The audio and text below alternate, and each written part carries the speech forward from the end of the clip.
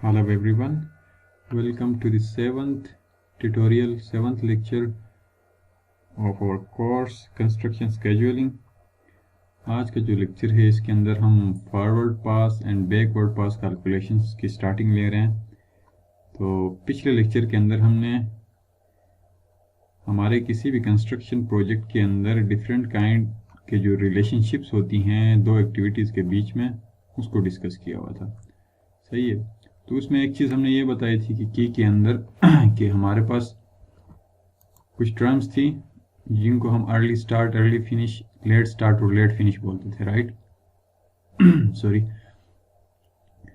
तो फॉरवर्ड पास और backward pass calculation करने के लिए आपको इनका पता होना लाजमी है। जो फॉरवर्ड पास कैलकुलेशन हम करेंगे उसके अंदर हम अर्ली स्टार्ट और अर्ली फिनिश कि जो डेज होंगी या डेट होगा वो हम निकाल सकते हैं किससे? फॉरवर्ड पास से। फॉरवर्ड पास कैलकुलेशन करके हम क्या निकालेंगे? अर्ली स्टार्ट या फिर early finish of any activity. और बैकवर्ड जो आप कैलकुलेशन करेंगे वो आपको क्या बताएगा? किसी भी एक्टिविटी का लेट स्टार्ट और लेट फिनिश। सही है। अर्ली स्टार्ट और अर्ली फिनिश कौन से डेज होती हैं, डेट्स होती हैं जो these are actually the minimum dates at which each construction task और activity can be performed. Obviously ये मिनिमम इसीलिए है कि जो एग्जांपल्स हमने ली थी इसमें मैं दिखा देता हूँ। आप देखें कि इसका अर्ली स्टार्ट 24 डेज का है, 30 इसका अर्ली फिनिश है। अब आप लेट स्टार्ट और लेट फिनिश को देखें तो ये 30 और 36 है, तो ये दोनों इससे लेस हैं, राइट। तो जो आपकी अर्ली स्टार्ट और अर्ली फिनिश होती हैं वो आपको क्या बता रहा होता है? Minimum dates at which any construction task और एक्टिविटी कैन बी परफॉर्म्ड, या फिर the minimum duration of construction project, वो आपको अर्ली स्टार्ट और अर्ली फिनिश बताता है। और ये लेट स्टार्ट और लेट फिनिश क्या बताता है? This actually computes the latest dates by which each construction task और एक्टिविटी कैन बी परफॉर्म्ड। ये लेटेस्ट डेट्स बताता है, मतलब इससे लेट हम नहीं कर सकते, मतलब इससे लेट हम स्टार्ट नहीं कर सकते, इससे ज़्यादा लेट हम इसको फिनिश नहीं कर सकते। सही है। ये लेट वाली डेट्स बताएगा, ये अर्लीस्ट डेट बताएगा, मतलब अर्लीस्ट स्टार्ट डेट ये होगा, अर्लीस्ट फिनिश हम इतने डेज में कर सकते हैं। ठीक हो गया। तो ये जो अर्लीस्ट स्टार्ट और अर्लीस्ट फिनिश है इसको हम फाइंड करेंगे फॉरवर्ड पास कैलकुलेशन करके, और लेट स्टार्ट और लेट फिनिश को हम फाइंड करेंगे बैकवर्ड कैलकुलेशन से। सो इस कंसेप्ट को लेते हुए हम आगे बढ़ते हैं और आज के लेक्चर स्टार्ट करते हैं जिसके अंदर हम लोग फॉरवर्ड पास और बैकवर्ड पास कैलकुलेशंस सीखेंगे। So this is actually also used to find out the, ये जो फॉरवर्ड पास बैकवर्ड पास हम सीखेंगे, this is used to find critical path. तो क्रिटिकल पाथ मेथड हमारा होगा, उसके अंदर भी हमें फॉरवर्ड पास और बैकवर्ड पास कैलकुलेशन करनी पड़ेगी। इसी के बेसिस पे हम निकाल सकते हैं कि कौन सा पाथ हमारा प्रोजेक्ट के अंदर क्रिटिकल पाथ है, right. So critical path method को स्टार्ट करने से पहले ऑब्वियसली हमें फॉरवर्ड पास और बैकवर्ड पास कैलकुलेशन आनी चाहिए, क्योंकि इसी के बेस पे हमारा क्रिटिकल पाथ मेथड डिपेंडेंट है। सो फर्स्ट थिंग इज, हमारा जो फॉरवर्ड पास है उसके रिलेटेड कुछ इंपॉर्टेंट पॉइंट्स है वो मैं आपको नोट डाउन करवा देता हूँ।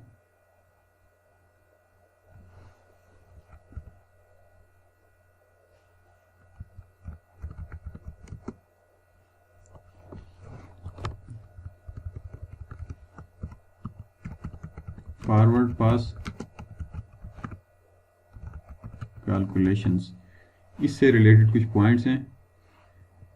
पहला पॉइंट ये है कि हमें क्या बताता है?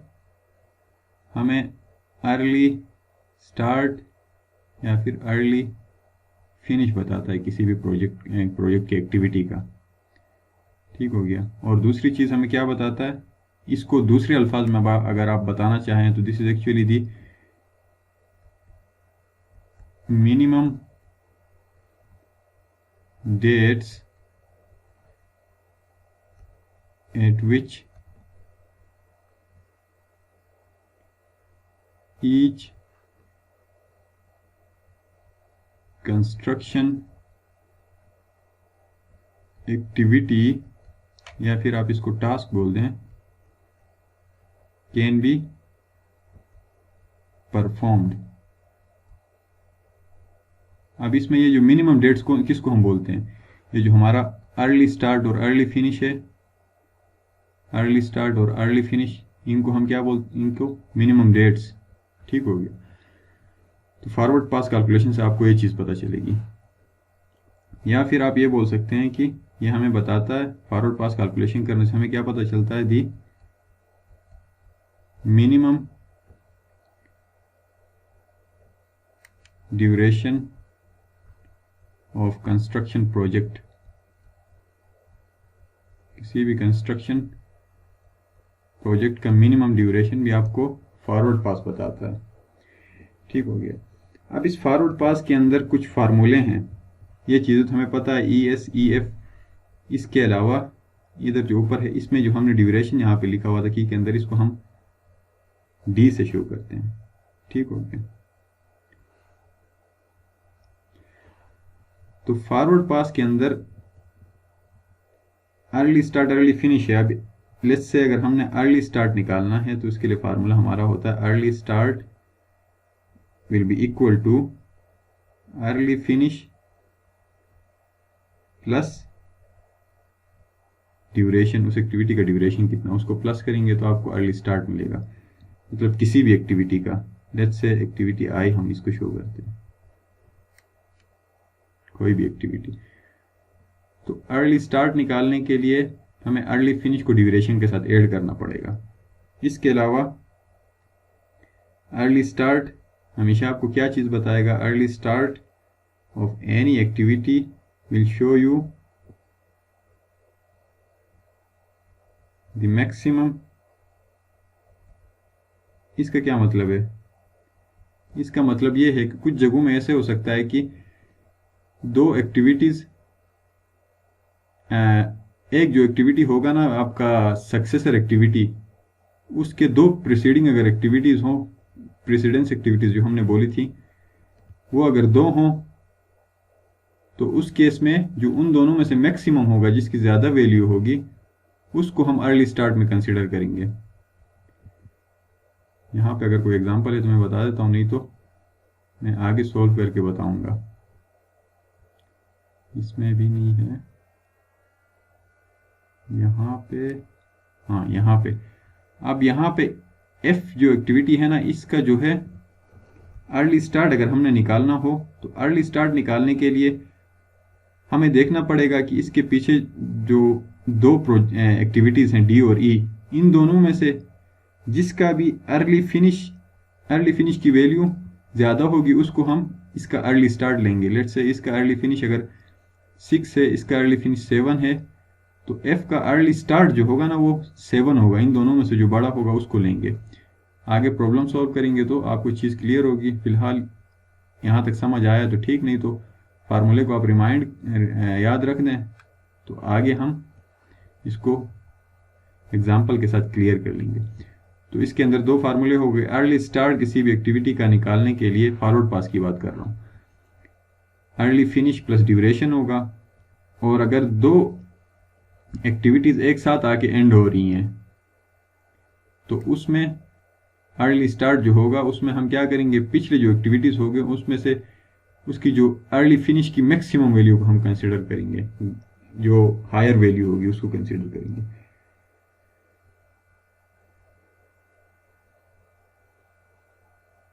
अब नेक्स्ट जो है फॉरवर्ड पास के पास बाद जो है हमारा बैकवर्ड पास के भी पॉइंट्स और फार्मूला में बता देता हूँ, उसके बाद फिर हम प्रॉब्लम करेंगे तो आपको चीज़ क्लियर होगी।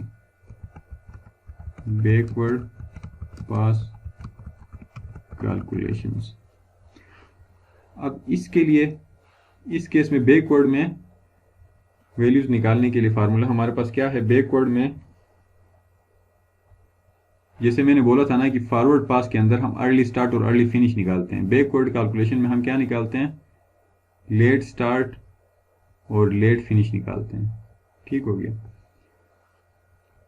तो इसको आप दूसरे अल्फाज में अगर लिखें तो इसको हम किस चीज़ के लिए यूज़ करते हैं, बैकवर्ड पास कैलकुलेशंस को, it help us to compute the latest date, सबसे लेट जो डेट्स हैं, इससे ज़्यादा लेट हम नहीं कर सकते। It computes the latest dates by which each construction activity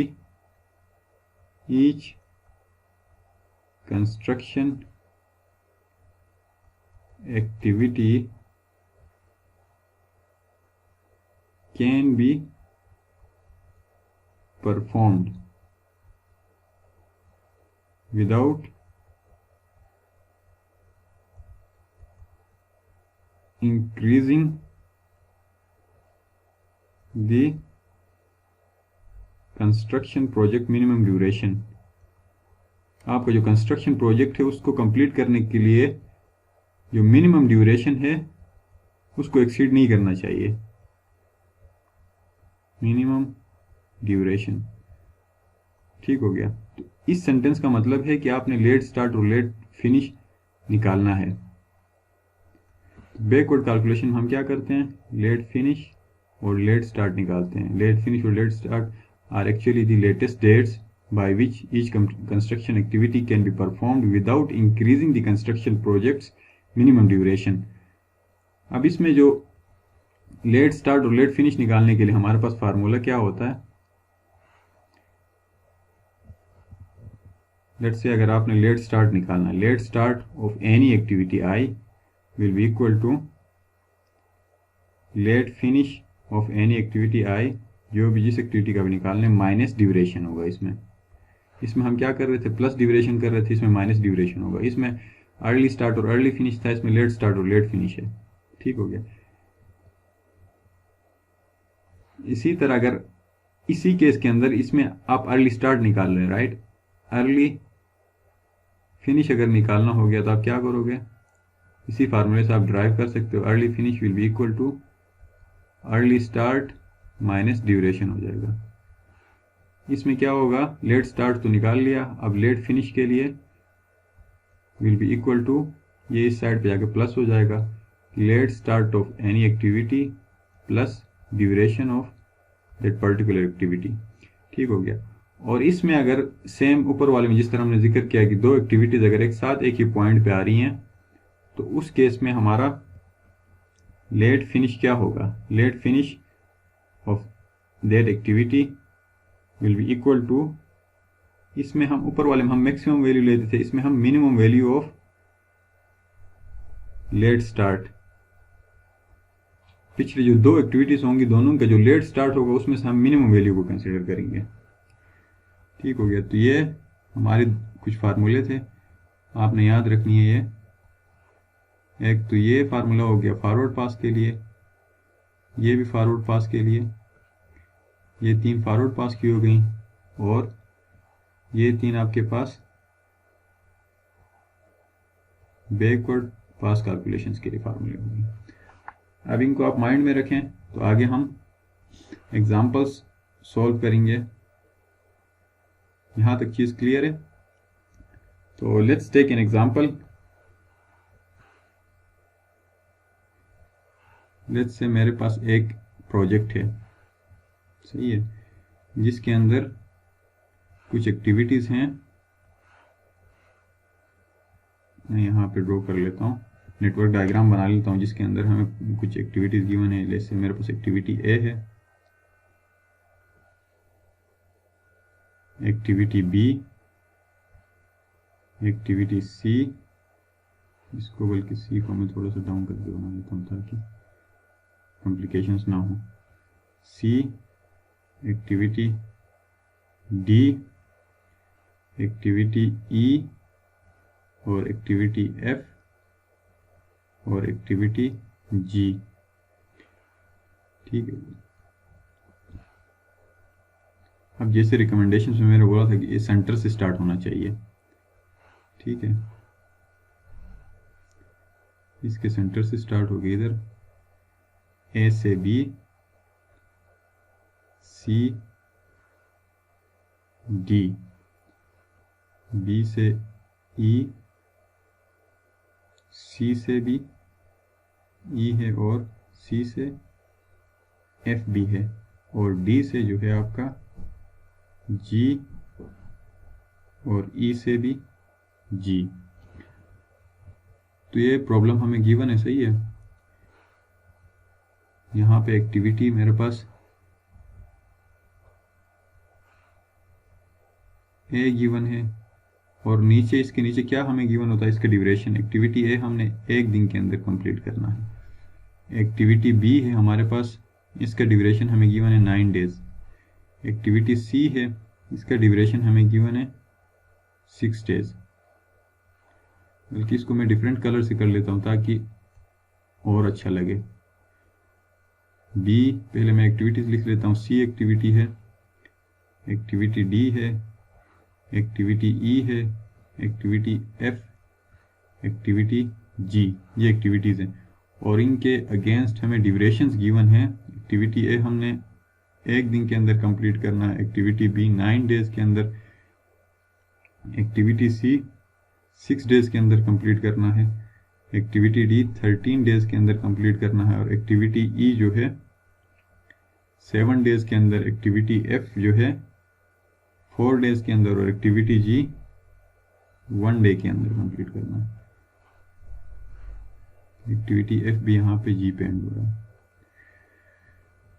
ठीक हो गया। तो ये हमारे पास एक प्रोजेक्ट गिवन है जिसके अंदर 1 2 3 4 5 6 7 एक्टिविटीज हैं, सही है। हमारे पास कितनी एक्टिविटीज हैं टोटल? हमारे पास 7 एक्टिविटीज हैं इस प्रोजेक्ट के अंदर। कौन कौन सी? A B C D E F G, ये 7 हमारे पास एक्टिविटीज है। अब हमसे क्या बोला जा रहा है कि इसकी या तो 2 तरीकों से बताया जा सकता है। इसका हमें ये बोल सकते हैं कि do forward pass calculation of this particular project,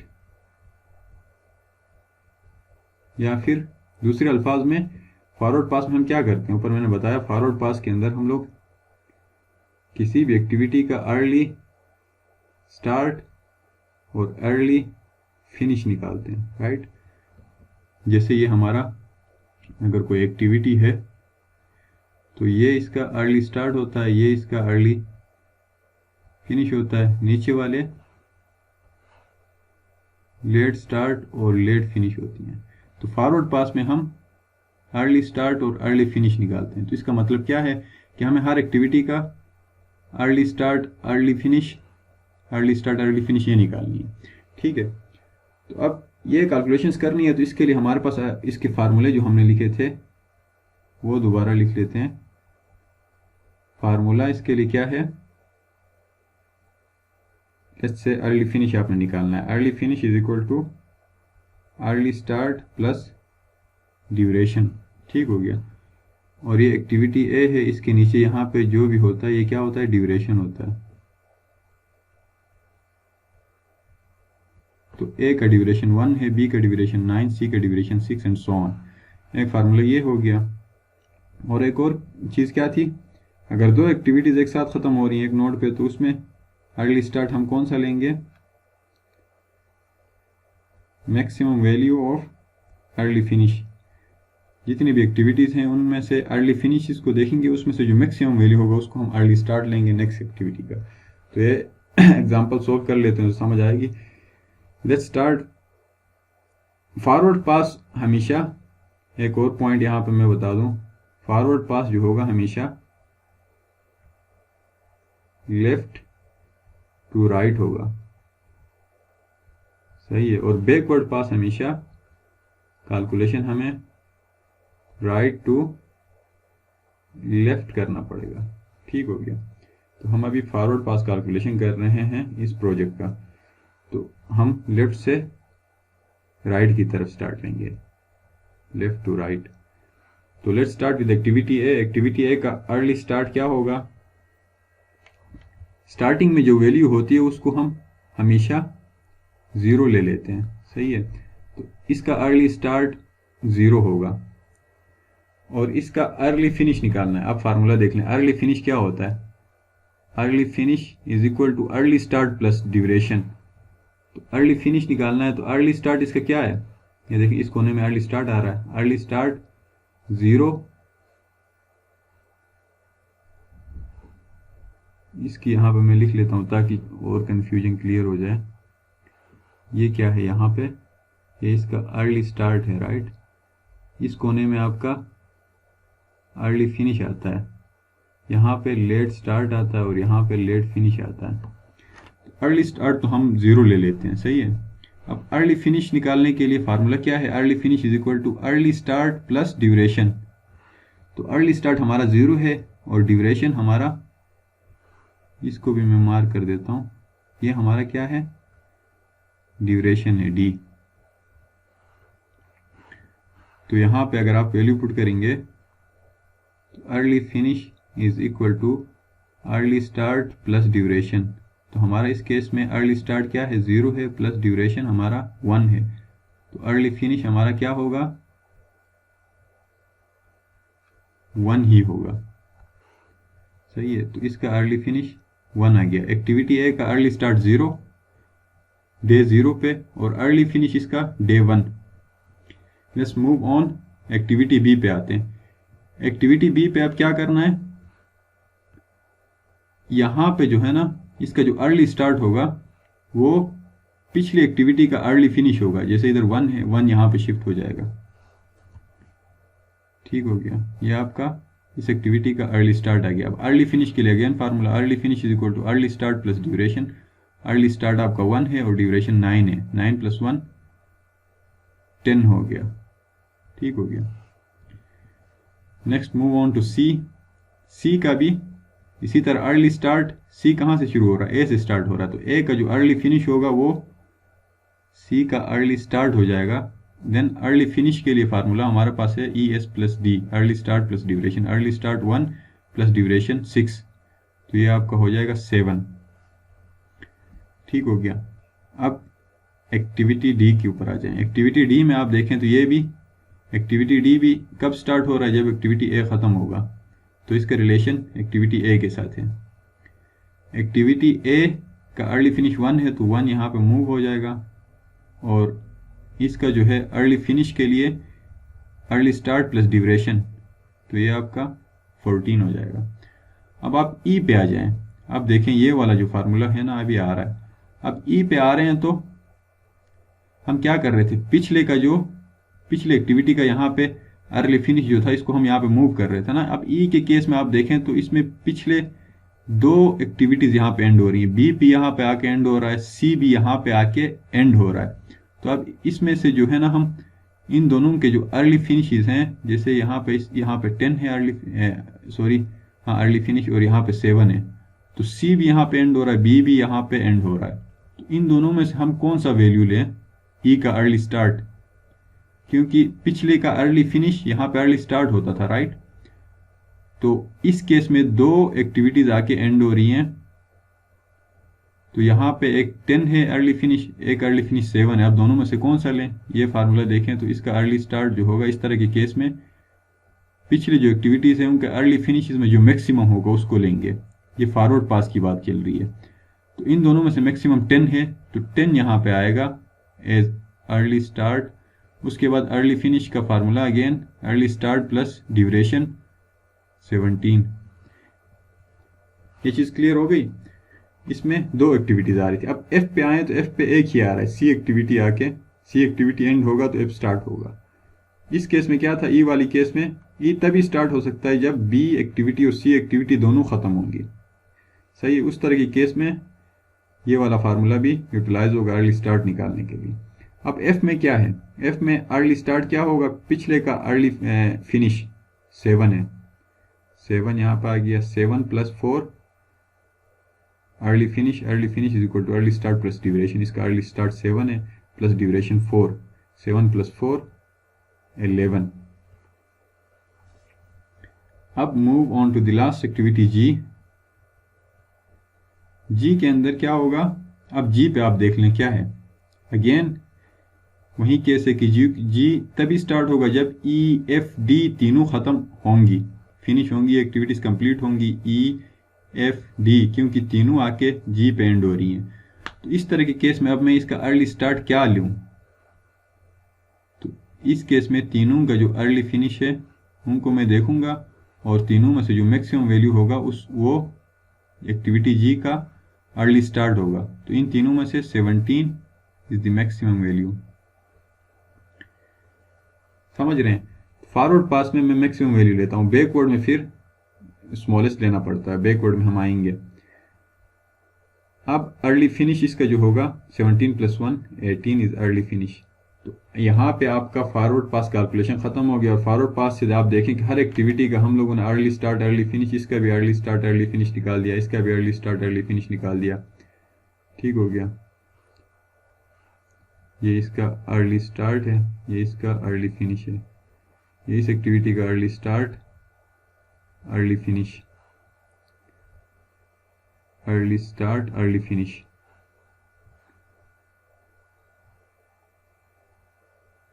ठीक हो गया। तो इसी तरह इसका ये अर्ली स्टार्ट, ये इसका अर्ली फिनिश, ये इसका अर्ली स्टार्ट, ये इसका अर्ली फिनिश। इसी तरह इस एक्टिविटी का ये आपका अर्ली स्टार्ट और ये आपका अर्ली फिनिश। अब इसी क्या कहते हैं प्रोजेक्ट का बैकवर्ड कैलकुलेशंस करने को बोलें या फिर इसी का यहीं पे ही कर लेते हैं। नेक्स्ट पार्ट में आपसे बोल रहा है कि do the backward calculations of above project. इसी प्रोजेक्ट का हम बैकवर्ड कैलकुलेशन भी करके चेक कर लेते हैं, ठीक है। तो इसका क्या मतलब है, बैकवर्ड कैलकुलेशंस का मतलब ये है कि ऊपर भी मैंने बताया था बैकवर्ड कैलकुलेशन हम लेट स्टार्ट और लेट फिनिश निकालते हैं, ठीक हो गया। तो स्टार्ट कर लेते हैं। और एक और चीज़ मैंने बताया था कि बैकवर्ड कैलकुलेशन हम हमेशा राइट साइड से स्टार्ट करके लेफ्ट साइड की तरफ आते हैं, सही है। फॉरवर्ड में हम लेफ्ट से राइट की तरफ जाते हैं। तो बैकवर्ड के फार्मूले क्या थे हमारे पास, बैकवर्ड के लिए फार्मूला था लेट स्टार्ट निकालने के लिए late finish plus minus duration करना था, और late finish is equal to minimum value लेंगे, जितने भी लेट स्टार्ट है उनमें से जो मिनिमम वैल्यू होगा उसको कंसीडर करेंगे। तो ये दो फार्मूले माइंड में रखें, बल्कि इनको मैं यहाँ पे लिख लेता हूँ ताकि फार्मूलाज बैकवर्ड की फार्मूलाज हमारे पास क्या होंगे, एक तो है आपका late start is equal to late finish minus duration, और यहाँ पे दो एक्टिविटीज एक साथ आ रही हैं, वहाँ पे लेट फिनिश की वैल्यू हम लेंगे मिनिमम वैल्यू जो होगी, सारे लेट स्टार्ट इसमें लेट स्टार्ट की वैल्यू जो होंगी उनमें से मिनिमम वैल्यू हम कंसिडर करेंगे लेट फिनिश के लिए। तो लेट स्टार्ट इसको एक डिफरेंट कलर से कर लेते हैं,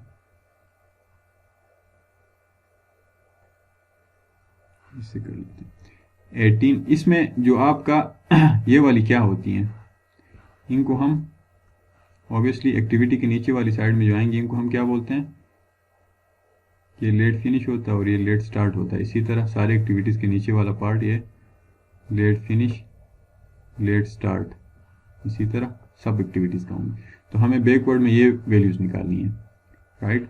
तो इसमें सबसे आखिरी जो एक्टिविटी होगा इसका लेट फिनिश ये 18 यहाँ पे मूव कर जाएगा, 18 यहाँ पे आएगा। अब उसके बाद लेट स्टार्ट निकालना है। लेट स्टार्ट का फार्मूला क्या है? Late start is equal to late finish minus duration. Late finish 18 minus duration 117। ठीक हो गया। अब अगले पे आप आए डी पे।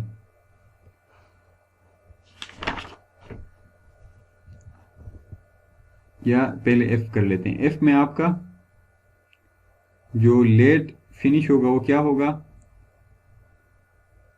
जी का जो लेट स्टार्ट है वो यहाँ पे आ जाएगा 17। लेट स्टार्ट यहाँ पे आ गया।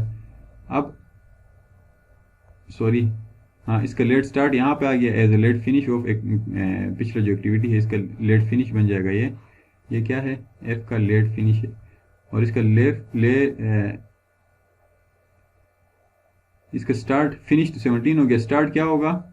Late start is equal to late finish minus duration. Late finish 17 minus duration 4। तो इसकी वैल्यू क्या होगी? 13, राइट। अब नेक्स्ट एक्टिविटी ई पे आप देखें तो इसका लेट फिनिश क्या होगा? जी का लेट स्टार्ट 17 था, 17 यहाँ पे आ जाएगा। देन इसका लेट स्टार्ट क्या होगा? लेट स्टार्ट का फार्मूला है late start is equal to late finish minus duration. Late finish 17 minus duration 7, तो यहाँ पे आपका आ जाएगा 10। ठीक हो गया। Let's move on to activity D. D पे आप देखें तो डी पे क्या होगा? इससे पीछे एक्टिविटी जी था, तो जी का लेट स्टार्ट यहाँ पे आ जाएगा, इसका लेट फिनिश बन के यहाँ पे 17, और इसका लेट स्टार्ट क्या होगा? Late finish minus 13। Late finish minus duration है, late finish minus 13 is equal to 4। तो ये इस एक्टिविटी का ये लेट फिनिश हो गया और ये इसका लेट स्टार्ट हो गया। ठीक हो गया। तो अब एक्टिविटी सी, बी और ए रह जाते हैं। Let's first complete the B. B में क्या होगा? बी कहाँ से आ रहा है? ई वाली एक्टिविटी का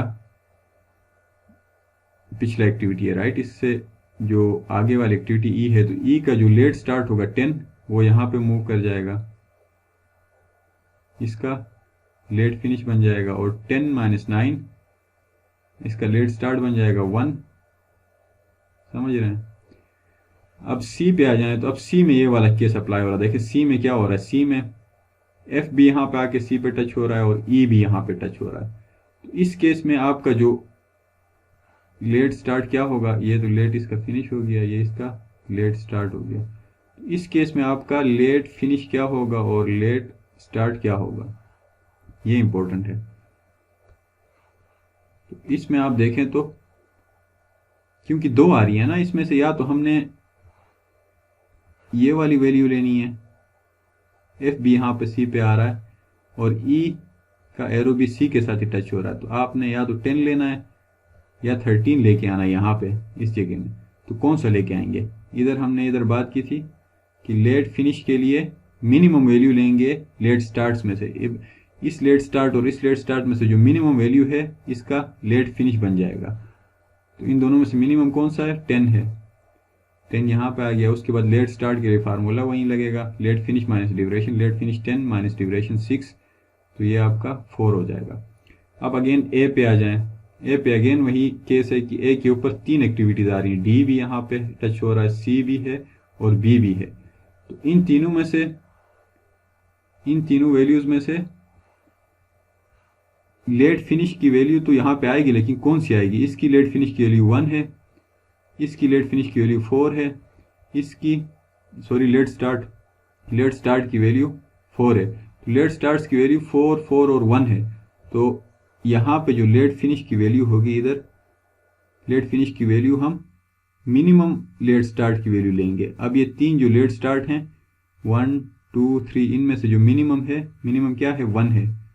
मिनिमम वैल्यू हम लेंगे जो कि इसका लेट फिनिश हो जाएगा एक्टिविटी ए का। और लेट स्टार्ट क्या होता है? Late finish minus duration, 1 minus 1 0।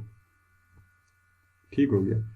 अभी हमारी दोनों हो गई फॉरवर्ड पास और बैकवर्ड पास कैलकुलेशन दोनों हो गए। अभी आप देखें कि हर एक्टिविटी की हमने early start, early finish, late start, late finish निकाल दिया। फॉरवर्ड पास से हमने अर्ली स्टार्ट और अर्ली फिनिश निकाल दिया हर एक्टिविटी का, और बैकवर्ड पास से जो कि राइट साइड से लेफ्ट साइड की तरफ किया, उसमें हमने हर एक्टिविटी का लेट स्टार्ट और लेट फिनिश निकाल दिया।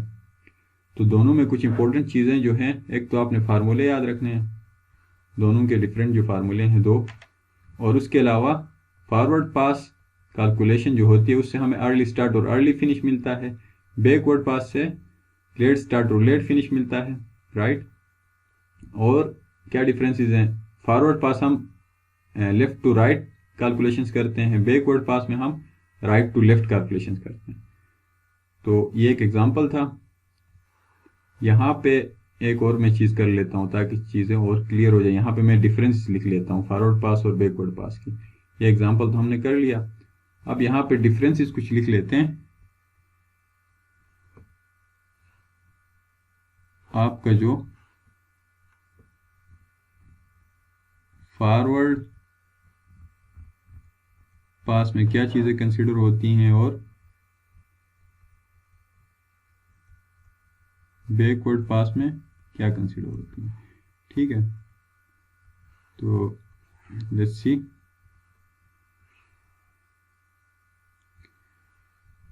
First and most important thing is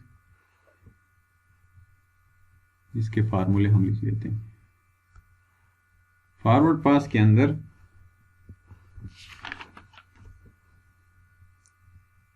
हम अर्ली फिनिश और अर्ली स्टार्ट निकालते हैं किसी भी नेटवर्क डायग्राम का, प्रोजेक्ट का, और बैकवर्ड पास में हम लेट स्टार्ट और लेट फिनिश फाइंड करते हैं, ठीक हो गया। और इसमें अर्ली फिनिश निकालने का फार्मूला हमारे पास होता है early start plus duration of that activity. और इसमें जो है अर्ली स्टार्ट, अगर ज़्यादा एक्टिविटीज़ एक ही पॉइंट पे आ रही हैं तो उस वक्त हम मैक्सिमम वैल्यू लेंगे अर्ली स्टार्ट निकालने के लिए। जितने भी अर्ली फिनिशेस होंगी प्रीवियस एक्टिविटीज़ की, उनमें से मैक्सिमम वैल्यू लेंगे, ठीक हो गया। बैकवर्ड पास में लेट स्टार्ट निकालने के लिए फार्मूला हमारे पास है लेट फिनिश माइनस ड्यूरेशन, इसमें प्लस ड्यूरेशन था। और इसमें लेट फिनिश, अगर इस तरह का केस है जहाँ पे लेट स्टार्ट की बहुत सारी वैल्यूज़ हैं, तो इनमें से हम मिनिमम जो वैल्यू होगी, लीस्ट वैल्यू, सबसे छोटी वाली वैल्यू, हम इसको एज अ लेट फिनिश लेंगे। एक डिफरेंस ये हो गया। और फॉरवर्ड पास हम हमेशा क्या करते हैं, लेफ्ट टू राइट कैलकुलेशंस हम करते हैं, लेफ्ट टू राइट। और बैकवर्ड पास में हम राइट टू लेफ्ट कैलकुलेशंस करते हैं। और क्या डिफरेंसेस इन दोनों के बीच में नोटिस करने वाली हैं, आई थिंक यही है, ठीक हो गया, या राइट, ठीक हो गया। अब यही कैलकुलेशंस जो होती है ना, इनके बेसिस पे हम फॉरवर्ड पास और बैकवर्ड पास कैलकुलेशन जब किसी भी प्रोजेक्ट के हम करते हैं, तो इससे हम प्रोजेक्ट का क्रिटिकल पाथ निकाल के बता सकते हैं कि प्रोजेक्ट का क्रिटिकल पाथ कौन सा है। तो क्रिटिकल पाथ निकालने के लिए लाजमी है कि हम फॉरवर्ड पास और बैकवर्ड पास कैलकुलेशंस कर लें। तो यहाँ पे इसकी बेसिक्स कंप्लीट हो जाती हैं फॉरवर्ड पास बैकवर्ड पास की। हम नेक्स्ट लेक्चर के अंदर एक प्रोजेक्ट का एग्जांपल लेंगे, उसके बेसिस पे एक तो फॉरवर्ड पास कैलकुलेशन का एग्जांपल कर लेंगे, फिर एक बैकवर्ड पास कैलकुलेशन का एग्जांपल करेंगे, then we will move on to the critical path method. So for now it's enough. See you guys in next class with the example of forward pass